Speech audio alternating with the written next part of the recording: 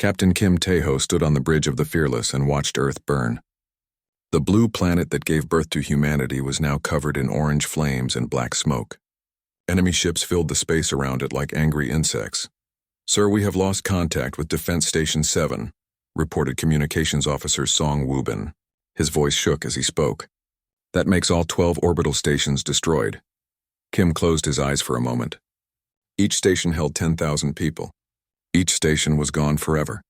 The alien fleet had been attacking for 3 days now, and humanity was losing badly.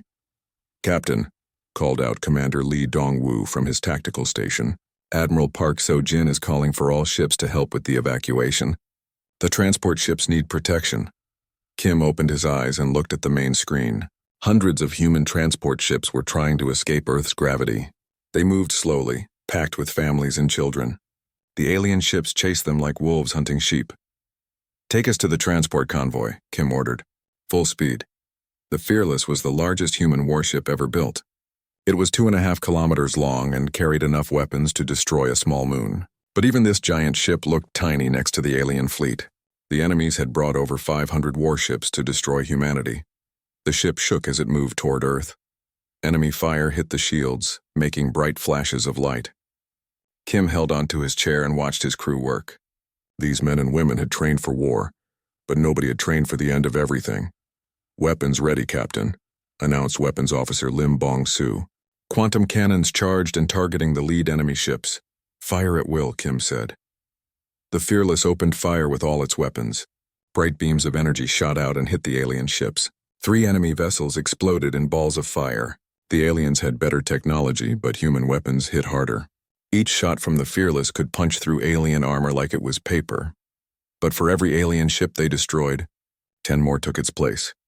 "Captain, this is Admiral Park So-jin," came a voice over the communication system. "How many transports can you protect?"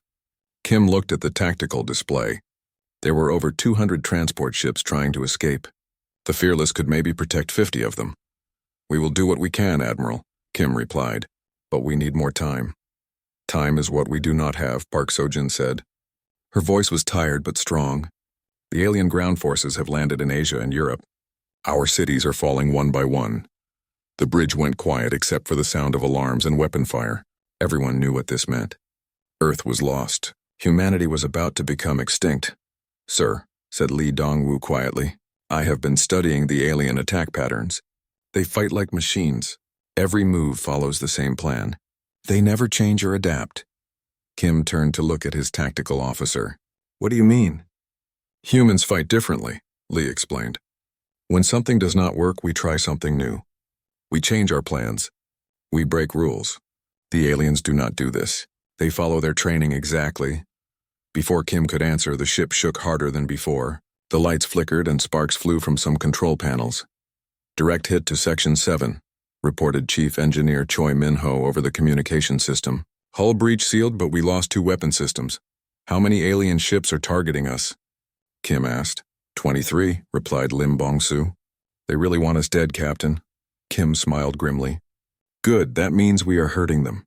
Dr. Yoon Hae-ri ran onto the bridge. She was the ship's head scientist and rarely left her laboratory. Her clothes were dirty and her hair was messy. "Captain, I need to tell you something important," she said, breathing hard. "I have been studying the alien technology we captured last month. Their computers are amazing, but they think in straight lines. They cannot imagine new ideas." "Explain," Kim said. "Human brains work differently," Dr. Yoon continued. "We can think of crazy ideas that should not work, but they do. The aliens cannot do this. Their minds are too organized." Another explosion rocked the ship. This time the lights went out for several seconds before coming back on. "Captain, we have a problem," announced Navigator Han Sumi. "More alien ships are coming. Sensors show at least 100 new contacts entering the system." Kim felt his heart sink. They were already outnumbered 10-1. Now it would be 20-1. "All transport ships, this is Captain Kim of the Fearless," he said into his communication device. "You need to leave now. Jump to hyperspace immediately." "But Captain," came a reply, "some of our engines are not ready. We need more time to prepare." "There is no more time," Kim said firmly. "Leave now or die here." He watched on the main screen as the transport ships began to disappear into hyperspace. Blue flashes marked each ship as it escaped to safety, but many ships were too slow. Enemy fire reached them first, turning them into expanding clouds of metal and fire. "Captain," said Song Woo-bin, "Admiral Park Seo-jin's ship has been destroyed." Kim closed his eyes again. Admiral Park had been his mentor and friend. She had taught him everything about commanding a starship. Now she was gone along with her entire crew. "Sir, we need to leave too," urged Lee Dong-woo.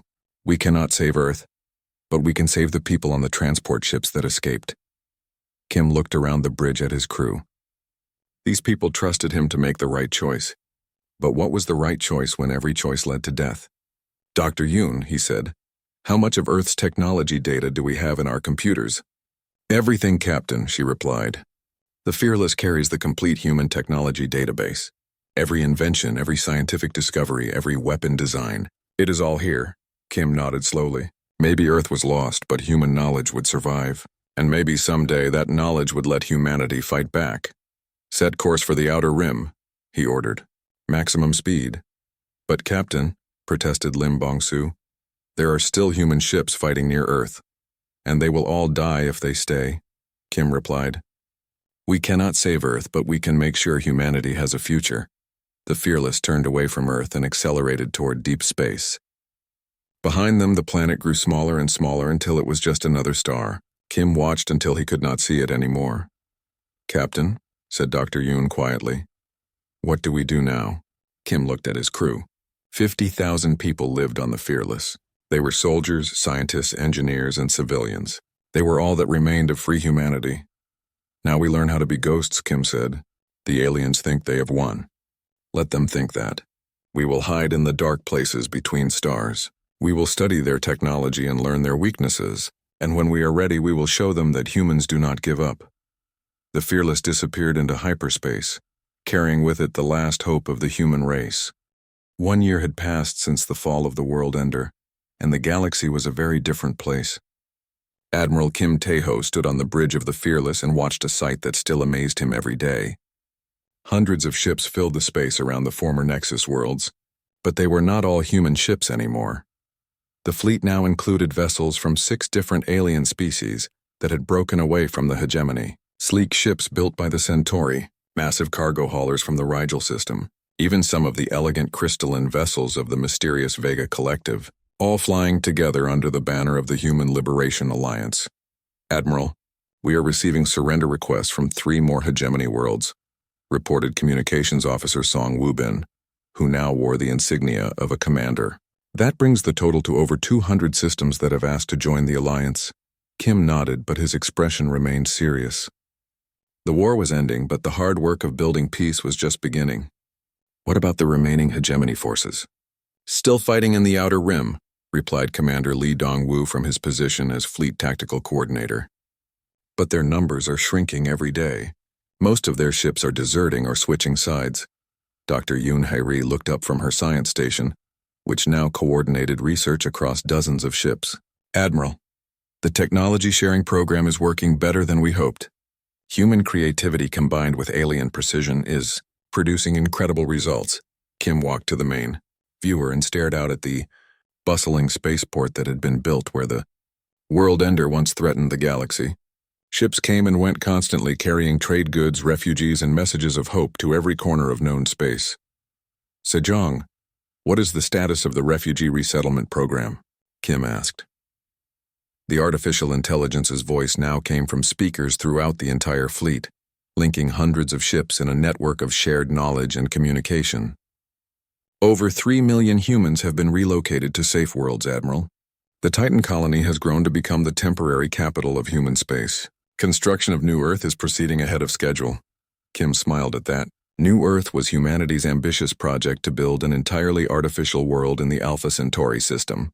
It would take decades to complete, but it represented something the aliens had never imagined: humans refusing to accept the limitations of natural worlds. "Admiral," called Lieutenant Nam Ji-won, now promoted to Colonel and head of Alliance Intelligence, "I have the final report on the hegemony prison camps. All human prisoners have been liberated. Total rescued over 1 million people." Kim felt a weight lift from his shoulders. When the war began, he had thought humanity was extinct except for the people on the Fearless. Now there were millions of free humans scattered across the galaxy, and their numbers grew every day. "Sir, incoming priority transmission from the Hegemony High Command," announced Song Woo-bin. "They are requesting a formal ceasefire negotiation." Kim returned to his captain's chair, though it now felt strange to sit in something so simple when he commanded a fleet that spanned star systems. "Put them through." The main screen showed Admiral Vex Cool, the same alien who had threatened humanity a year ago. But now the four-eyed creature looked tired and defeated. Behind him, Kim could see other alien leaders from the remaining hegemony worlds. "Admiral Kim," Vex Cool said, his voice lacking its former arrogance, "the Hegemony Council wishes to discuss terms for ending this conflict." "I am listening," Kim replied calmly. "We propose a return to the borders that existed before your species entered our space. The Hegemony will recognize human sovereignty over the Sol system and 12 surrounding systems. In return, humans will cease all military operations against Hegemony territory." Kim almost laughed. After everything that had happened, the aliens still did not understand. "Admiral Vex Cool, I think you misunderstand the situation. The Hegemony destroyed Earth and enslaved my people. There is no going back to the way things were." The alien's eyes flickered with anger. "Then what do you want? Complete surrender? The destruction of our civilization?" "I want justice," Kim said firmly. "I want every species in this galaxy to be free to choose their own path. I want an end to the empire that has oppressed billions of beings for thousands of years." "Impossible," Vex Cool snarled. "The Hegemony has maintained order in this galaxy since before your species discovered fire. Without us, there will be chaos." "There is already chaos," Kim replied. "Good chaos, the chaos of freedom, creativity, and hope. Your empire is dying, Admiral. The question is whether it dies fighting or whether it dies with dignity." The transmission ended abruptly, leaving the bridge in silence. Kim looked around at his crew, both human and alien. These people had chosen to fight for something better than the rigid order of the Hegemony. "Well," said Major Kang Soo-jin, now General of Alliance Marine Forces, "I guess they are choosing to die fighting." "Then we will help them," Kim said with grim determination. "But first we have more important work to do." The next few months saw the final collapse of hegemony resistance.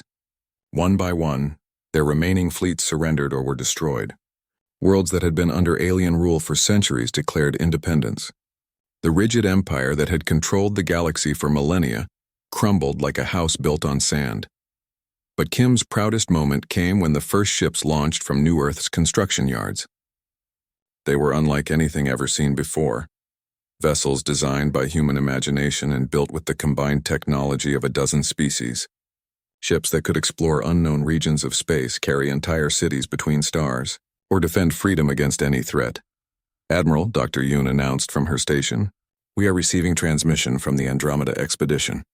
Captain Park Soo-jung reports successful establishment of first human colony in another galaxy." Kim smiled. Humans were no longer confined to just one galaxy.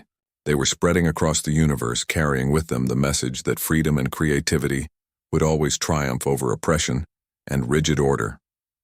"Sir," said Communications Officer Song Woo-bin, "the Galactic Council is ready for the signing ceremony." Kim stood and straightened his uniform. The Galactic Council was humanity's greatest achievement, a democratic government that included representatives from over 500 species. It was messy, chaotic, and often inefficient.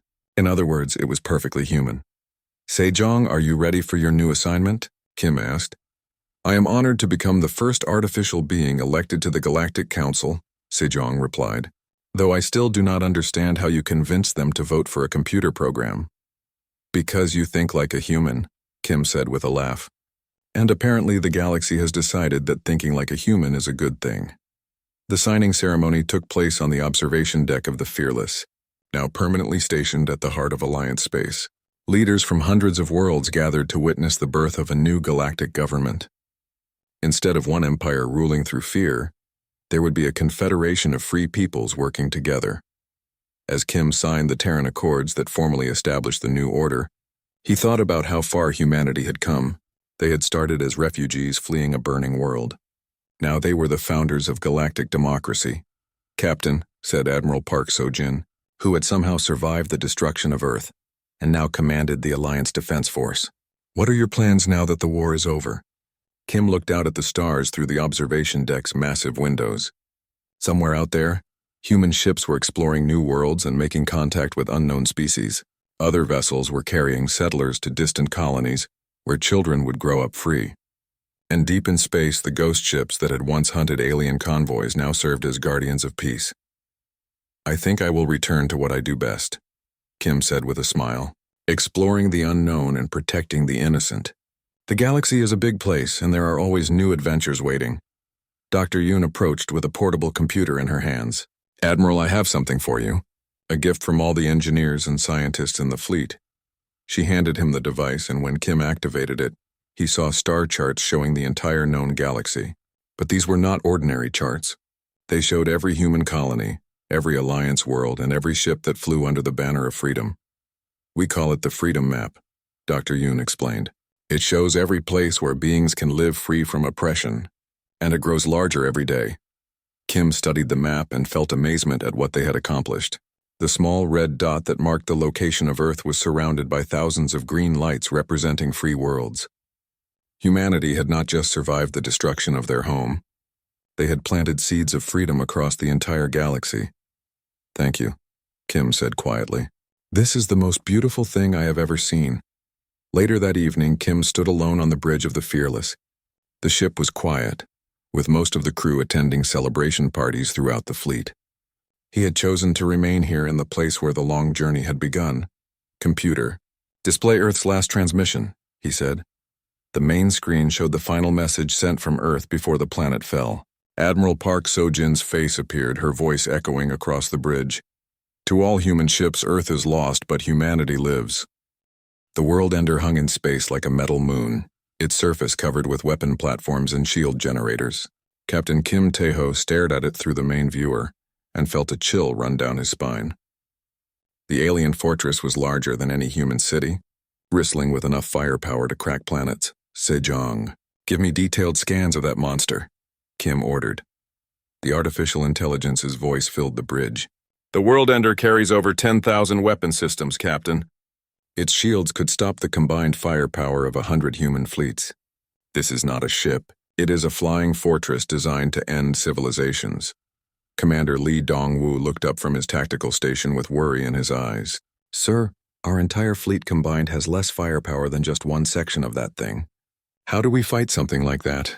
Kim studied the tactical display showing both fleets. The human force had grown to 60 ships, but they looked like toys compared to the world ender and its escort fleet of 300 alien warships. We do not fight it, Kim said quietly. We dance with it. Navigator Hansumi turned to look at him with confusion. Dance, sir? The aliens built that fortress to fight like aliens fight, Kim explained. Stand still, absorb damage, and hit back harder. But what if we do not let it stand still? What if we make it dance? Dr. Yoon Hairi looked up from her portable computer. Captain, I have been studying the world ender's design. It is too big to maneuver quickly.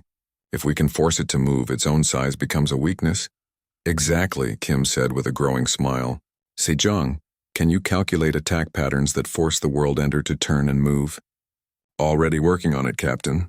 The fortress has weak spots in its armor where the rotating sections meet. But those weak spots are only exposed when it turns to track fast-moving targets. Weapons Officer Lim Bong-soo frowned at his controls. Sir, even if we expose weak spots, our weapons are not powerful enough to penetrate that armor. Not our regular weapons, Kim agreed. But we have been working on something special. Chief Engineer Choi, report to the bridge immediately. 5 minutes later, Chief Engineer Choi Min-ho arrived with grease on his hands and excitement in his eyes.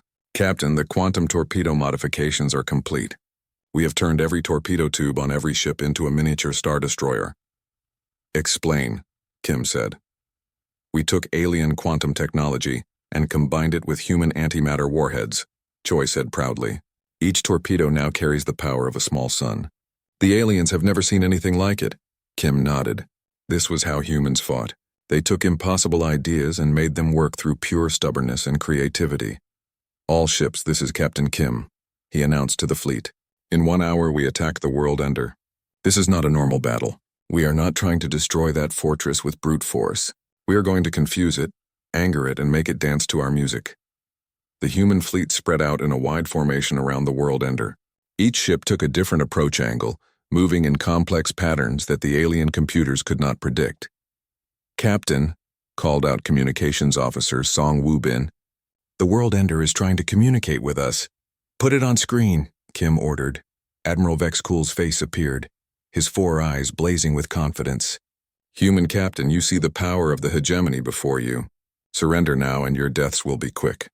"Admiral," Kim replied calmly, "I see a big, slow target that cannot hit what it cannot catch. Let me show you how humans dance." The communication ended and Kim gave the signal to attack. The human fleet exploded into motion like a fireworks display. Ships dove and rolled and spun through space in patterns that made no sense to alien tactical computers. The world ender's weapons tried to track them, but the targets moved too fast and too unpredictably. "First strike successful," reported Lim Bong-soo. "Direct hits on the fortress's shield generators. Their shields are down to 80%. The world ender began to turn, trying to bring its heaviest weapons to bear on the human ships, but as it turned, gaps appeared in its armor plating. "There!" shouted Sejong over the communication system. "Weak point exposed at coordinates 127 Mark 85. All ships target that location now." Quantum torpedoes streaked through space like falling stars. They hit the exposed armor with the force of miniature suns. Metal vaporized and entire sections of the fortress exploded outward. "Direct.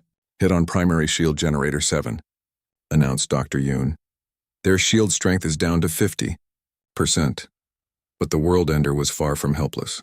Its massive weapons began to find their targets. A human destroyer exploded in a ball of fire. Then a captured alien cruiser vanished under concentrated enemy fire. "We are losing ships," reported Lee Dong-woo. "The fortress is adapting to our attack patterns." "Then we change the patterns," Kim said.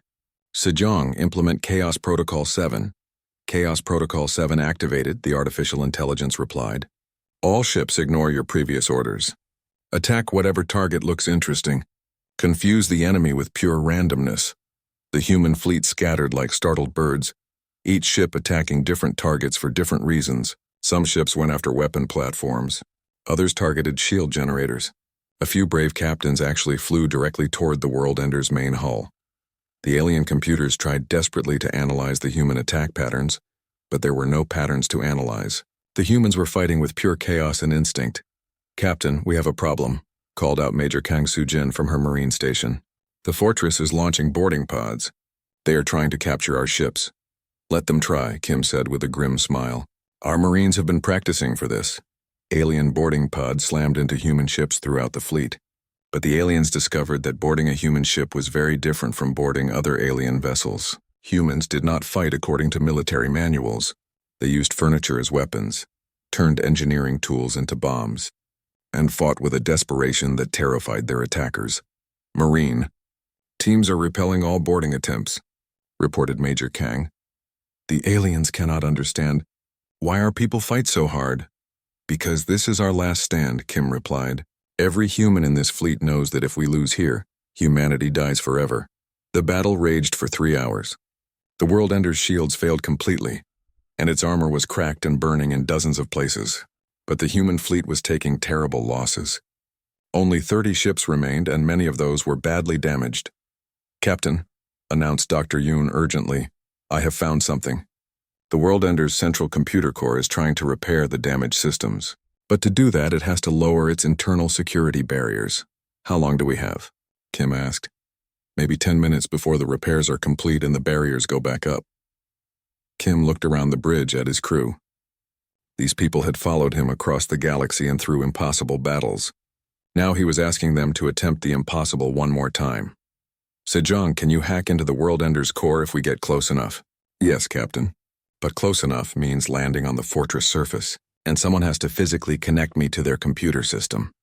Kim stood up from his captain's chair. "Major Kang, prepare a boarding shuttle. Small team, maximum speed."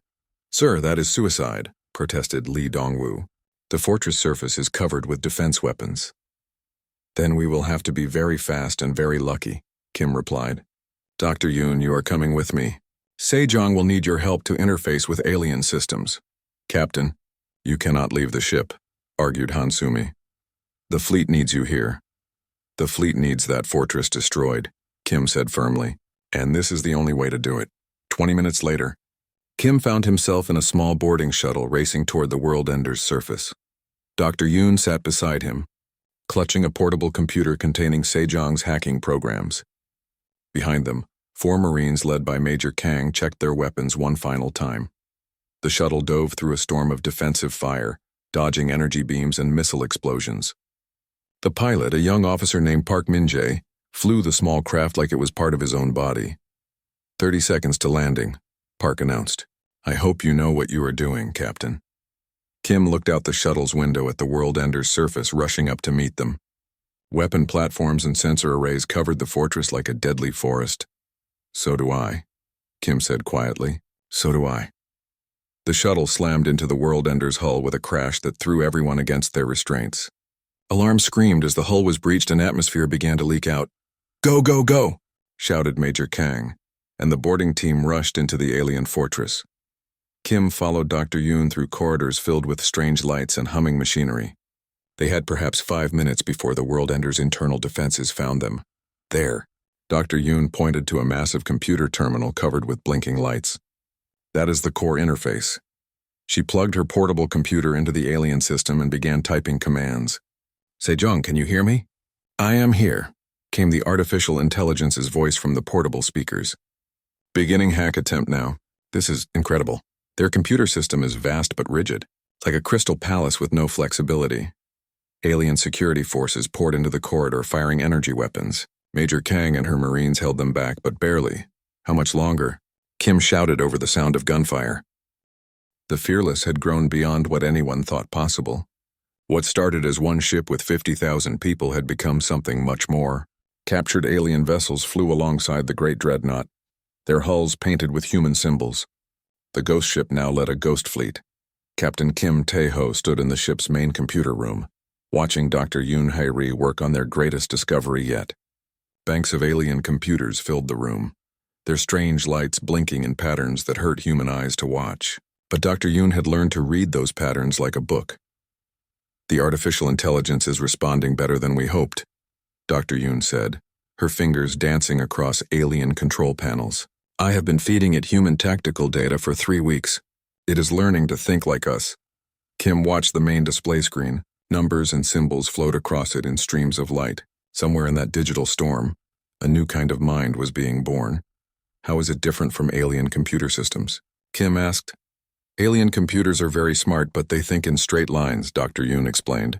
They follow rules perfectly, but they cannot break rules. Our computer is learning to break rules, to try crazy ideas that should not work. Like humans do, Kim said. Exactly like humans do. I have named it Sejong, after the ancient Korean king who created new ideas. The computer screen flickered, and words appeared in perfect human language. Hello, Captain Kim, I am ready to help. Kim stared at the screen. No human computer had ever done that before. The artificial intelligence had spoken to him directly without being asked. Sejong, Kim said carefully. What can you tell me about alien fleet movements? The screen filled with star maps and tactical data. The enemy is moving their main fleet toward the Nexus worlds. They plan to make a final stand there, but they are also building something new, a weapon designed specifically to destroy the Fearless. Kim felt cold fear in his stomach. What kind of weapon? A fortress ship the size of a small moon. They call it the World Ender.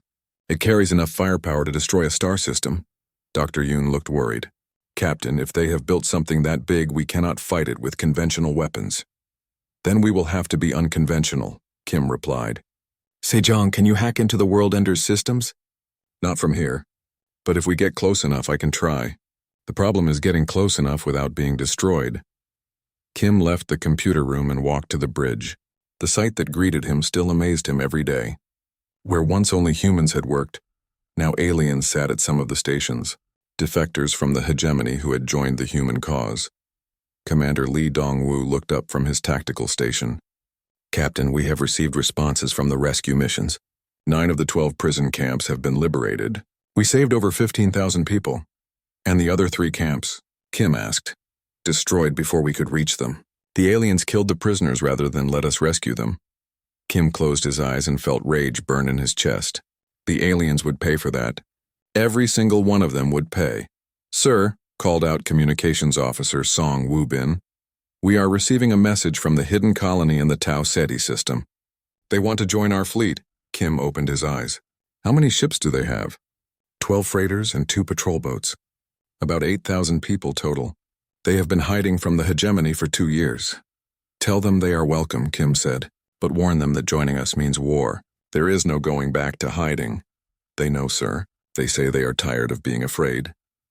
Major Kang Soo-jin approached Kim with a report in her hands. She commanded the ship's Marines and had led more boarding actions than anyone else on the ship. "Captain, the captured alien technology is beyond anything we imagined," she said. "Their shield generators are 3 times more powerful than ours.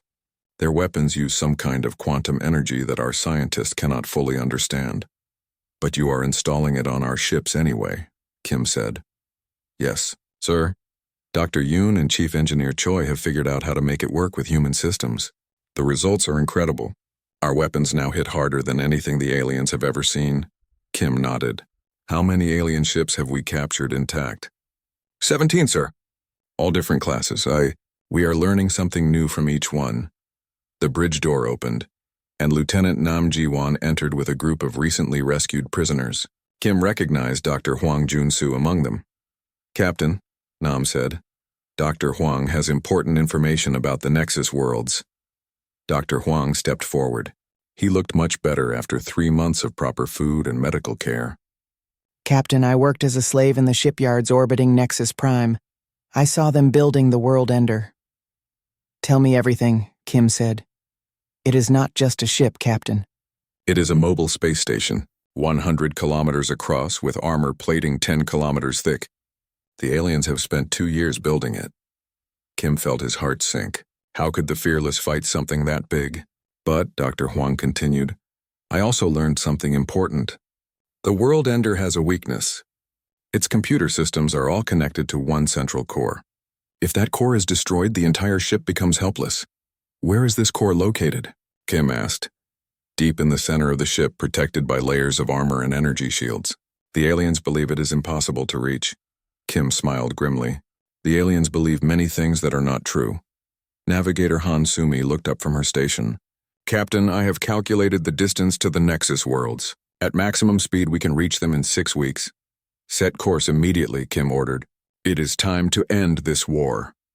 The Fearless and its growing fleet turned toward the heart of alien space. As they traveled, more human ships joined them. Hidden colonies, escaped prisoners, and refugees from destroyed worlds all rallied to the banner of the ghost ship. "Captain," reported Song Woo-bin, "our fleet now includes 43 ships and over 75,000 people."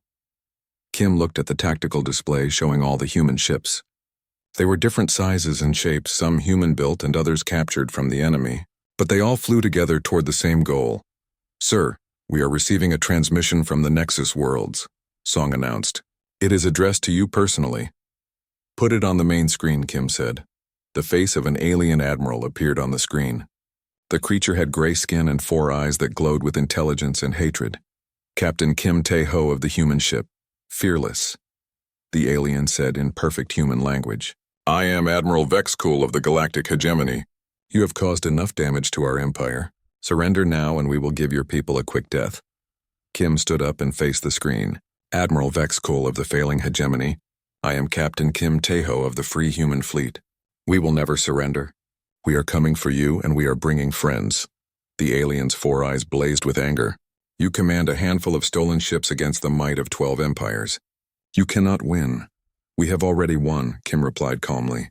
"We have shown the galaxy that the hegemony can be beaten. We have proven that humans will never kneel. Your empire is falling apart and you know it." "Then come to the Nexus worlds and die," the alien snarled. "The World Ender is waiting for you." The transmission ended, leaving the bridge in silence. Kim looked around at his crew, both human and alien. These people had chosen to fight for freedom instead of accepting slavery. "Well," Kim said with a smile, "it looks like we have been invited to a party. Let us not disappoint our host." Chief Engineer Choi Min-ho's voice came over the communication system. "Captain, all ships are reporting ready for combat. The new weapons are fully integrated and tested." "Thank you, Choi," Kim replied. Sejong, are you ready for the biggest challenge of your existence? The artificial intelligence's voice came from speakers around the bridge. I have been analyzing hegemony battle tactics for months, Captain. I know how they think. More importantly, I know how they do not think. We will surprise them. Kim sat back in his captain's chair and watched the stars streak past the main viewer. Somewhere ahead lay the Nexus worlds and the final battle for humanity's future. The aliens had superior numbers and better technology, but humans had something the aliens could never understand. They had the absolute refusal to give up. "All ships, this is Captain Kim," he announced to the entire fleet. "In 6 weeks, we will face the largest alien fleet ever assembled. They expect us to run away or surrender. Instead, we are going to show them what happens when you threaten humanity. We are going to win this war." The fleet sailed on through the void, carrying the hopes and dreams of every human who had ever lived. Behind them lay the ashes of Earth. Ahead lay either victory or extinction. But Captain Kim Tae-ho no longer believed in extinction. Humans had survived too much and come too far to die now. The Fearless and its fleet would reach the Nexus worlds, and when they did, the galaxy would learn a new truth. Humanity was back, and they were very, very angry. 6 months had passed since Earth fell. The Fearless drifted in the empty space between stars, dark and silent like a metal graveyard. Captain Kim Tae-ho had ordered all lights turned off and all communications stopped. To the rest of the galaxy, the last human warship had vanished. But the ship was very much alive inside. People worked in the dim red emergency lighting, preparing for war. The Fearless had become something new. It was no longer just a warship protecting Earth. Now it was a hunter, and the aliens were its prey. "Captain, we have found another supply convoy," reported Lee Dongwoo from his station. 12 transport ships carrying food and weapons to the alien base on Kepler 442. Kim studied the tactical display.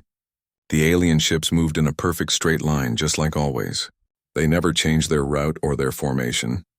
It made them easy to predict and even easier to attack. "How many escort ships?" Kim asked. 4 destroyers, Lee replied. "Standard hegemony design." "Nothing we cannot handle." Kim nodded. Over the past 6 months, the Fearless had attacked 15 alien convoys. Each attack taught them more about enemy weaknesses. Each victory made them stronger and the aliens more afraid. "Take us in," Kim ordered. Silent approach. The Fearless moved like a shadow toward the alien convoy. Chief Engineer Choi Min-ho had done amazing work on the ship's stealth systems. They had stolen alien technology from destroyed ships and made it work with human engineering. The result was a ship that could hide from almost any sensor.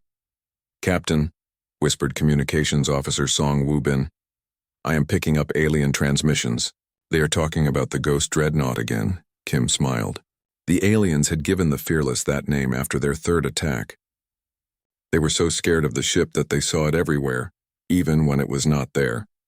Fear was becoming humanity's best weapon. "What are they saying?" Kim asked. Song listened to his headphones for a moment. "They are requesting extra protection for important convoys. They say the Ghost Dreadnought can appear anywhere without warning." "They are right," said Kim. "We can." Dr. Yoon Hae-ri looked up from her portable computer. She had been working on the bridge for weeks, studying captured alien technology. Her desk was covered with strange devices and glowing crystals. "Captain, I have made another breakthrough," she announced. "The alien communication system works on quantum frequencies. I think I can hack into their network." Kim turned to look at her. "You mean we can listen to all their messages?" "Better than that," Dr. Yoon replied with excitement. "We can read their military orders before they are sent. We will know where they are going before they know it themselves." This was incredible news. If they could intercept enemy communications, they could predict every alien movement. The hunters would become the hunted. "How long do you need?" Kim asked. "Give me 3 days," Dr. Yoon said. "But I need more alien technology to finish the work." Kim looked at the convoy on the main screen. "Then let us go shopping." The attack began without warning. The Fearless dropped out of stealth mode directly above the alien convoy. Its weapons opened fire before the enemy ships could react. 2 alien destroyers exploded immediately. The other 2 tried to run, but human weapons were faster. "All alien ships destroyed," reported Weapons Officer Lim Bong-soo. "The transport ships are trying to surrender." "Accept their surrender," Kim ordered. "We need them alive." This was the new human way of fighting. Instead of destroying everything, they captured what they could use. Alien technology, Alien prisoners, alien information. Each piece helped them understand their enemy better. Lieutenant Nam Ji-won led the boarding parties onto the captured ships. She had been a teacher before the war, but now she was one of the best soldiers on the Fearless. War had changed everyone.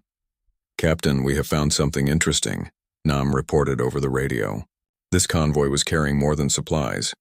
"They have prisoners. What kind of prisoners?" Kim asked. "Humans, sir. About 200 people from the mining colony on Titan." Kim felt his heart jump. They had thought all humans were dead except for those who escaped Earth. But apparently, some had survived in alien prison camps. "Bring them aboard immediately," Kim ordered. "Full medical care for everyone." 2 hours later, Kim stood in the ship's medical bay and watched the rescued humans. They were thin and weak but alive. Many were crying with joy at seeing other humans again. Others just stared in shock, unable to believe they were safe. Dr. Ryu Jae-hyun, the ship's chief medical officer, approached Kim with a worried expression. "Captain, these people have been through terrible things," Dr. Ryu said quietly. "The aliens have been using humans for forced labor. Mining dangerous materials, building weapons, working until they die." "How many more camps are there?" Kim asked. "According to the prisoners, dozens, maybe hundreds. The aliens have been capturing humans from colonies throughout the galaxy." Kim felt anger burning in his chest. It was not enough that the aliens had destroyed Earth. They were keeping humans as slaves. "Captain," called Nam Ji-won from across the medical bay. She was talking to an older man with gray hair and tired eyes. "This is Dr. Hwang Jun-soo. He was the colony administrator on Titan." Kim walked over to meet the man. Dr. Hwang looked up at him with surprise. "You are Captain Kim Tae-ho," Dr. Hwang said. "The aliens talk about you all the time. They call you the Ghost Captain." "What do they say?" Kim asked. "They say you are impossible to find and impossible to kill. They say your ship can appear anywhere and destroy anything. Some of them think you are not real, just a story to scare children." Kim smiled grimly. "We are very real, and we are going to free every human prisoner in the galaxy." Dr. Hwang's eyes filled with tears. "There are so many camps, Captain. So many people suffering. I thought no one would ever come for us." "We are here now," Kim said firmly, "and we are not leaving anyone behind." Over the next few days, Dr. Yoon finished her work on the alien communication system. The results were better than anyone had hoped. Not only could they intercept alien messages, but they could also send false orders that looked real. "Captain, you need to hear this," Dr. Yoon said, playing a recorded alien transmission. The words were translated into human language by the computer. "All fleets are to increase patrols in Sector 7. The Ghost Dreadnought has destroyed another convoy. High Command is becoming concerned about morale. Some ships are refusing dangerous missions." Kim laughed. The aliens were starting to crack under pressure. Fear was spreading through their ranks like a disease. "There is more," Dr. Yoon continued. "I found the locations of 12 human prison camps. The aliens are planning to move the prisoners to more secure locations." "When?" Kim asked. "Next week. They are scared we will try to rescue more people." Kim looked around the bridge at his crew. Everyone was listening carefully. These people had lost their homes, their families, their entire world. But they had not lost their humanity. "Then we will have to work fast," Kim said. "Plot courses to all 12 camps. We are going to hit them all before the aliens can move anyone." "Sir," protested Lee Dongwoo, "that is impossible. The camps are spread across the entire galaxy. Even the Fearless cannot be in 12 places at once," Kim smiled. "No, but we can make the aliens think we can." "Dr. Yoon, how good are you at creating fake messages?" Dr. Yoon grinned. "Very good, Captain. What do you want me to tell them?" "Tell them the Ghost Dreadnought has been seen near every single camp. Tell them we have a whole fleet of invisible ships. Make them panic." As Dr. Yoon worked on her fake messages, Kim called Lieutenant Nam Ji-won to the bridge. "Nam, I need you to organize the rescued prisoners," Kim said. "Some of them know where other camps are located. Others might have information about alien defenses. We need to know everything." "Already working on it, Captain," Nam replied. "Dr. Hwang has been very helpful. He knows the locations of 6 camps just in this sector." Kim nodded. "Good, also start training volunteers for rescue missions. We are going to need more boarding teams." "Sir, many of the rescued prisoners want to fight," Nam said. "They want revenge for what the aliens did to them." "I understand," Kim said. "But first they need to heal, then they need to train.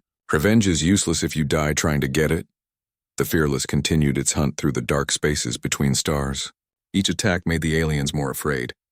Each rescue mission saved more human lives. And each day, the crew of the last human warship learned more about how to fight an enemy that had ruled the galaxy for thousands of years. But Kim knew this was just the beginning. The aliens had destroyed Earth and enslaved humanity. Now it was time to show them what humans did to their enemies. The ghost ship sailed on through the void, carrying hope and fury in equal measure.